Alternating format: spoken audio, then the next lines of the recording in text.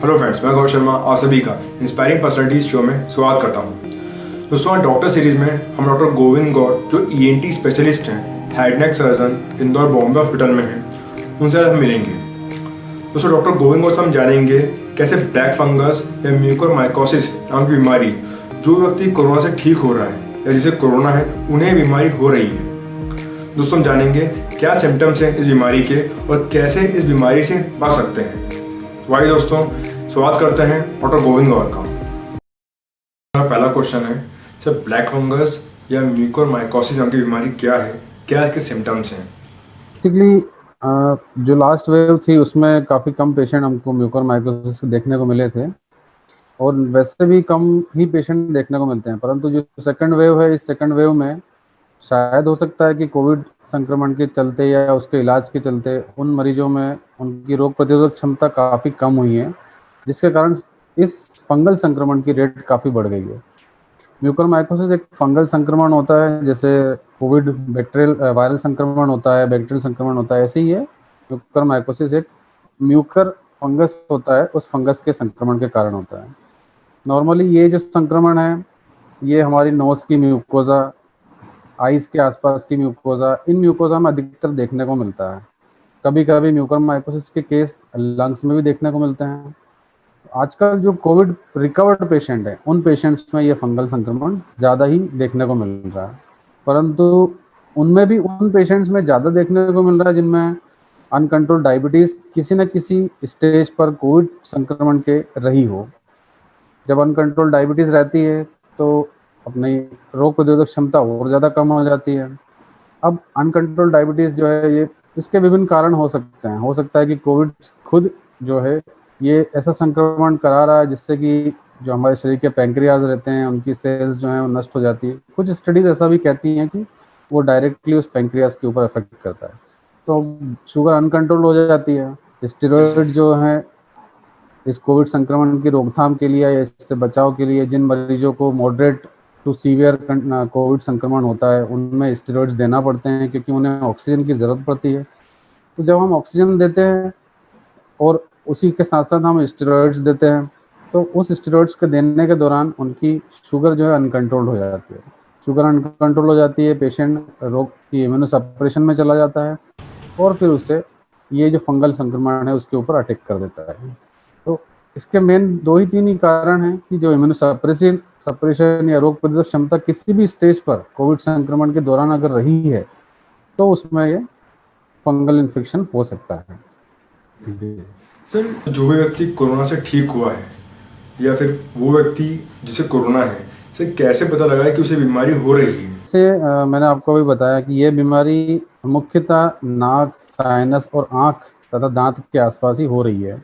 Yes sir. तो अगर हम हर एक एक चीज़ को देखें तो उसके हिसाब से हम अपने लक्षणों को संज्ञान में ला सकते हैं। जैसे अगर नोज़ में स्टार्ट होती है तो नाक में हल्का भारीपन रहता है, खुशबू बदबू समझ में नहीं आती है, नोज़ में ड्राइनेस बनी हुई रहती है, नाक से बदबू भी आ सकती है या नाक से कभी कभी खून आ सकता है।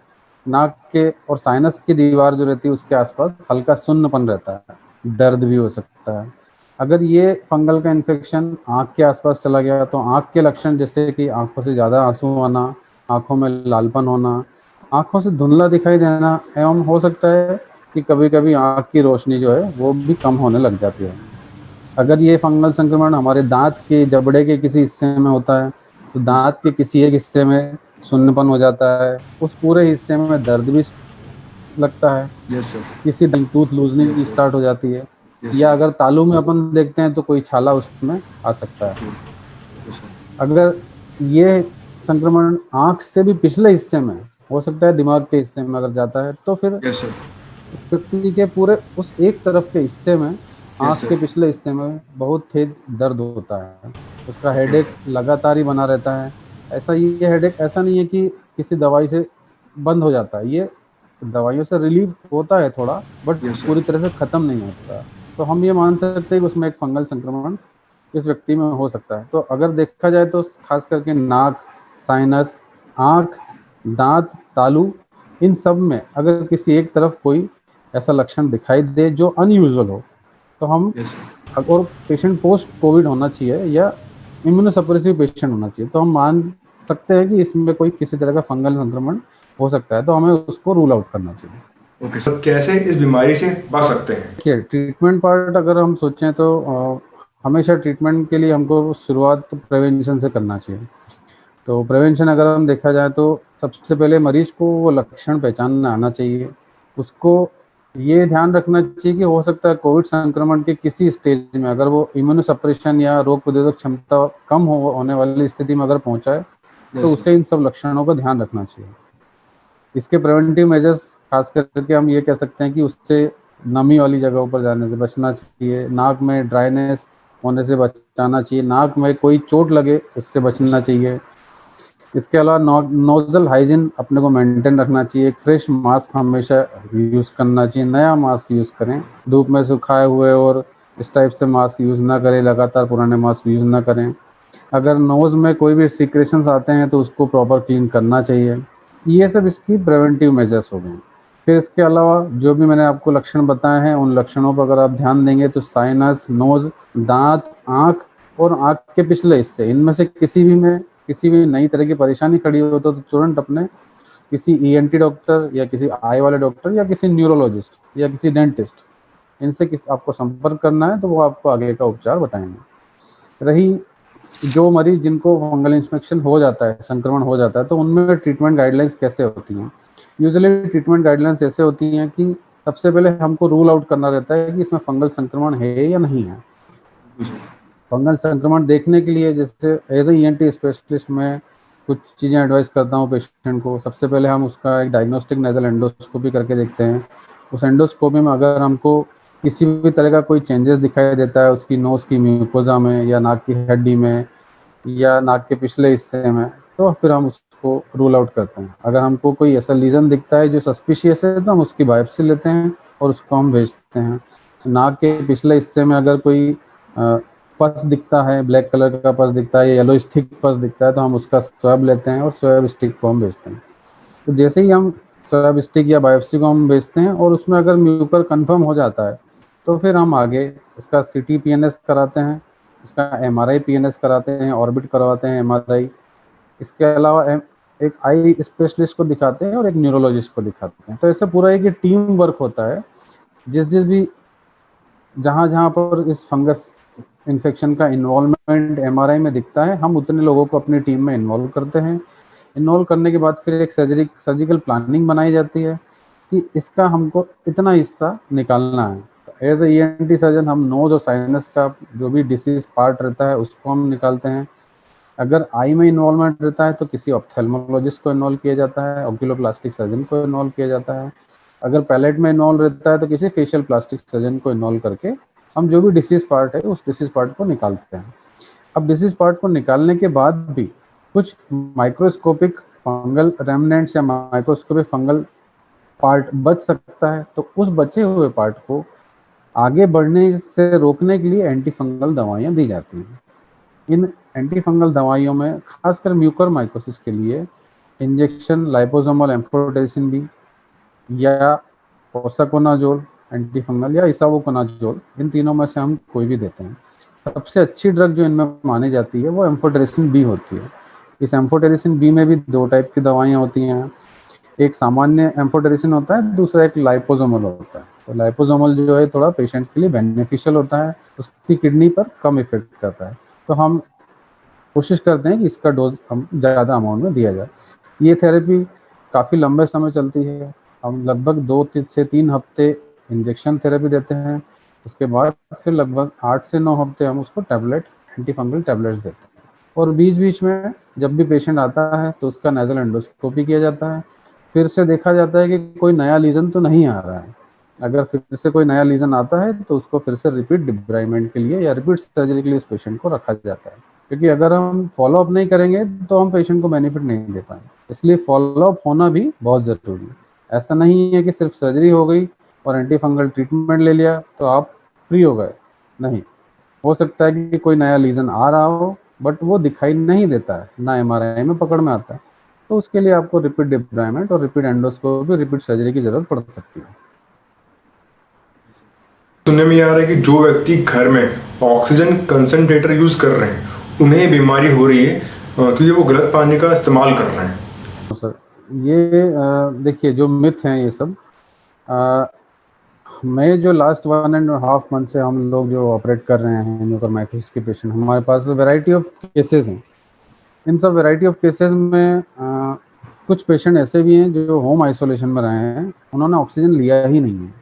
Okay sir, okay. यस, उन्होंने ऑक्सीजन नहीं लिया है।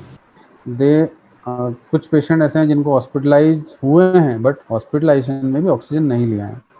कुछ पेशेंट ऐसे हैं जो हॉस्पिटलाइज हुए हैं, उन्होंने ऑक्सीजन लिया है। कुछ पेशेंट ऐसे हैं जो हॉस्पिटलाइज हुए हैं, ऑक्सीजन लिया है और वेंटिलेटर पे भी गए हैं। तो कोरोना की एक इनिशियल स्टेज से लेकर लास्ट स्टेज तक ट्रीटमेंट पाने वाला हर व्यक्ति म्यूकरमाइकोसिस से संक्रमित, हर टाइप का व्यक्ति म्यूकरमाइकोसिस से संक्रमित हुआ है। तो ये जो मिथ है, मतलब देयर आर मेनी थ्योरीज, इनमें से अभी इसके ऊपर वर्क चल रहा है, जैसे हम भी स्टडी कर रहे हैं कि ये किस कारणों से फैल सकता है। तो इतने सारे केसेस देखने के बाद मुझे तो ये समझ में आया कि म्यूकर माइकोसिस होने के बहुत सारे कारण हो सकते हैं। इन बहुत सारे कारणों में एक मेन ही कारण जो लगता है वो ये कारण है कि किसी न किसी स्टेज पर, कोविड संक्रमण की किसी न किसी स्टेज पर आपकी रोग प्रतिरोधक क्षमता इतनी कम हो जाती है कि वो फंगल संक्रमण उस समय पर आपके ऊपर अटैक करता है। तो अब जैसे होम आइसोलेशन वाले पेशेंट जो रहते हैं, इन होम आइसोलेशन वाले पेशेंट्स में उन्होंने अनकंट्रोल्ड डायबिटीज़ की एक स्टेज पर, वो किसी न किसी स्टेज पर पहुँचे हैं कभी ना कभी, क्योंकि उन्होंने स्टेरॉइड्स लिए हैं। जब स्टेरॉइड्स, वो होम आइसोलेशन में आप स्टेरॉइड्स जो लेते हैं, तो कुछ पेशेंट्स तो ऐसे हैं जिन्होंने गांव में बिना किसी फिजिशियन के व्हाट्सएप पे भी स्टेरॉइड्स ले लिए हैं। आजकल व्हाट्सएप पे बहुत दवाइयाँ चल रही हैं, कोई भी भेज रहा है ना। तो किसी को फीवर आया तो उसने मिथाइल प्रेडनिसोलोन अपना फार्मासिस्ट से ले लिया। कुछ दवाई मेडिकल स्टोर्स वाले भी रहते हैं, वो भी दे देते हैं। कुछ अपने और दूसरे डॉक्टर्स हैं बिना डिग्री वाले, तो उनके सजेशन से भी स्टेरॉइड्स ले रहे हैं। तो ऐसे जब मल्टीपल फैक्टर्स हैं इसमें, हम किसी भी फैक्टर्स को एक फिक्स उस पर नहीं मान सकते कि इस स्टेज पे फंगल संक्रमण हुआ हो। हाँ, पर इसमें एक चीज़ जरूरी है कि कोविड के इलाज के दौरान कभी ना कभी किसी न किसी स्टेज पर मरीज ऐसी स्थिति में पहुंचा है जब उसका इम्यूनो सप्रेशन हुआ है या इम्यूनिटी उसकी कम हुई है, तभी उसको फंगल संक्रमण हुआ है। अब इसमें भी ऐसा भी नहीं कि ड्यूरेशन फिक्स है। ड्यूरेशन का भी इसमें एक ऐसा है कि कोई कोविड संक्रमण से 7 डेज रिकवरी के बाद मिला है, कोई 2 हफ्ते बाद मिला है, कोई 4 हफ्ते बाद मिला है, कुछ केसेस हमारे पास 2 महीने बाद के। तो ऐसा भी नहीं कि ये किस समय पर हो सकता है। हो सकता है कोविड संक्रमण से आप रिकवर हो गए हो, तो फिर से आप अनकंट्रोल्ड डायबिटीज़ या इम्यूनोसप्रेशन की स्थिति में कभी ना कभी पहुंचे हो, तो आपको फिर से फंगल संक्रमण होगा। आप कोविड से निकल आए बट इम्यूनोसप्रेशन की स्थिति में पहुंचे तो आपको फिर फंगल संक्रमण होगा। तो इसलिए ऐसे मल्टीपल ड्यूरेशंस वाले पेशेंट्स हैं, मल्टीपल इटियोलॉजी वाले पेशेंट्स हैं, मल्टीपल बिहेवियर वाले पेशेंट्स हैं, मल्टीपल डिसऑर्डर्स वाले पेशेंट्स। तो ऐसा मल्टीपल थ्योरी है, तो इन सबके ऊपर अपने को ध्यान देना पड़ेगा, तभी हम इस दवाई से या इस बीमारी से हम बच पाएंगे। सर, कोरोना पेशेंट है या जो व्यक्ति कोरोना से ठीक हो गए हैं, उसे किन बातों का ध्यान रखें जिससे उन्हें ब्लैक फंगस जैसी बीमारियां ना होने पाए? देखिए, अभी जितना हमारा अभी तक क्वेश्चंस हुए हैं, उन सब क्वेश्चंस में एक चीज़ निकल के आई है कि जिस भी स्थिति पर पेशेंट की रोग प्रतिरोधक क्षमता कम होती है, उसी टाइम पर यह फंगल अटैक करता है। अब इम्यूनिटी डाउन होने के काफ़ी कारण होते हैं। कई बार पेशेंट स्ट्रेस में रहता है, प्रॉपर डाइट नहीं लेता है, प्रॉपर ब्रीदिंग एक्सरसाइजेस नहीं करता है, शुगर अनकंट्रोल्ड रहती है। कोविड ट्रीटमेंट के होने के बाद भी उसको ऑन एंड ऑफ कभी कभार फीवर आता है, तो विदाउट डॉक्टर की पर्ची से स्टेरॉइड्स ले लेता है।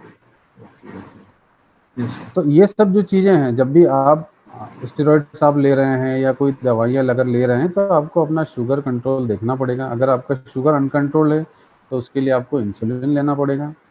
आपको नेज़ल हाइजीन मेंटेन करके रखना पड़ेगा। नेज़ल ड्राइनेस से आपको बचना पड़ेगा। नाक में आप बार बार उंगली ना करें, नाक से ब्लड निकालने, ब्लड अगर निकलता है तो नाक को साफ ना करें। नोज़ को अगर कुछ आपको बदबू जैसा लगता है तो नाक की प्रॉपर सफाई करें, पानी से उसको इरिगेट करें, तो जो भी फंगल कॉलोनीज हैं वहाँ डेवलप होने के पहले ही वो निकल जाएगी।